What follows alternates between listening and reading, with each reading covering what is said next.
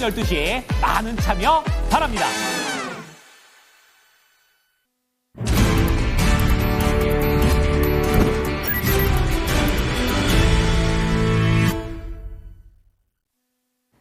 찐 스크리닝 이어가겠습니다. 유한타증권의 박진희 부장입니다. 안녕하세요. 네, 안녕하세요. 네, 이번 주 첫 번째 거래일인데 우리 증시 못 오르네요. 오늘의 핵심 뭐라고 보시나요? 네, 일단 뭐 말씀하신 대로 지난주에 사실 좀 많이 반영된 부분이 있었기 때문에 시장이 좀 약간 경계를 갖고 시작하는 모습 보실 수가 있겠는데요. 일단 뭐 이번 주 키워드는 일단 이슈.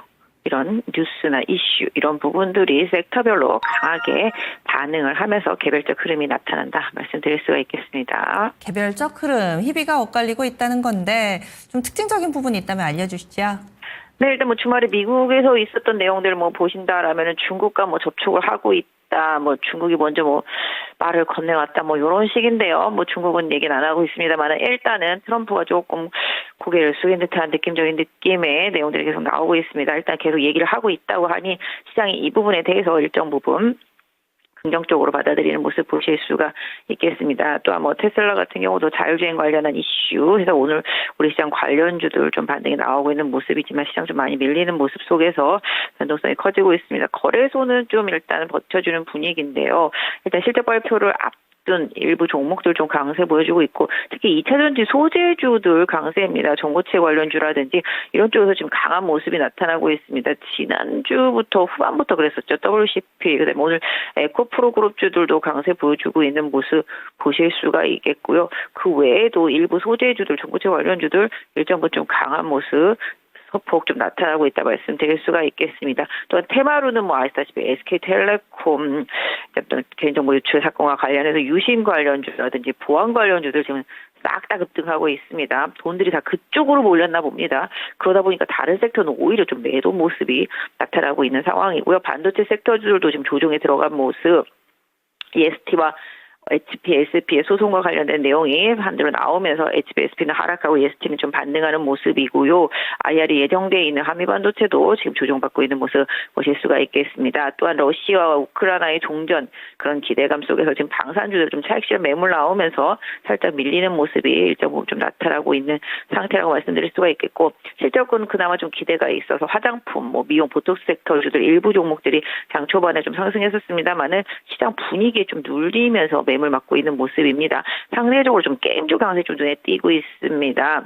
지금 NC소프트라든지 펄어비스 등이 좀 상승하고 있고요. 크래프톤도 상승하는 모습, 시프트업도 상승하는 모습 나타나면서 혼란스러운 상황 속에서 일단 좀 반등이 이어지고 있고 오늘 좀 특징 호텔신라입니까? 얼마 만에 보는 상승입니까?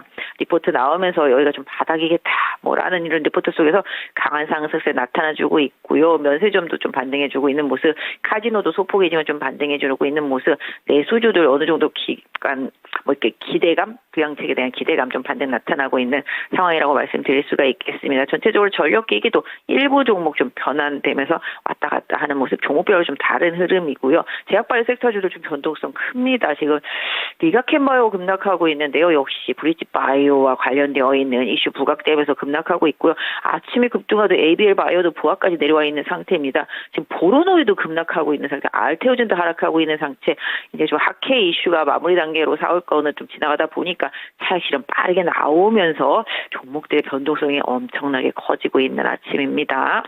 네?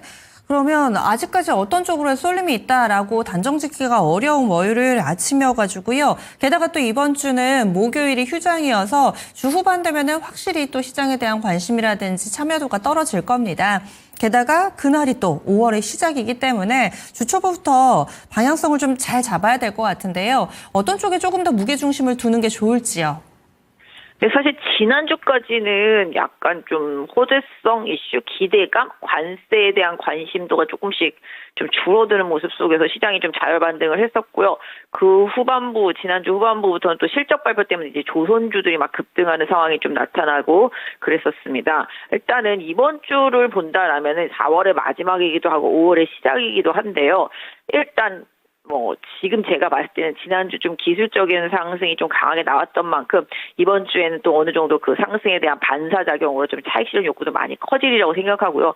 연휴가 길다라는 단점도 부각이 될 거라고 보고 있습니다. 그러다 보니까 섹터별로 뉴스에 반응하고 뭐 호재성 뭐 뉴스 리포트라든지 아니면은 뭐 악재성 이슈가 해당 종목에는 호재로 작용을 하면서 변동성이 커지면서 개별주 흐름이 좀 나타나고 있습니다. 또한 상대적으로 많이 오른 종목들한테는 좀 차익 실현 매물들이 좀 나오고 있고요.